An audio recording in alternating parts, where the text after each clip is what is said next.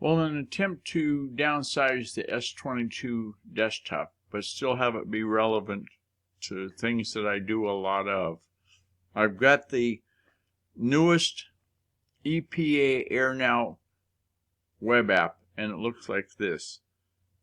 You fire it off by touching the Air Now. This is available in the Google Play Store, and then you can get different locations. Where I live in Kennewick, Washington, the air quality is 35 right now. At last monitor was 7 a.m. about an hour ago. The forecast today is for it to be moderate, so it's going to move up into that yellow area. And then we've also looked at Durham, North Carolina, and they're going to be good quality throughout the day is the forecast. And Los Angeles' forecast is at least 51. I think that's just because they got so many cars.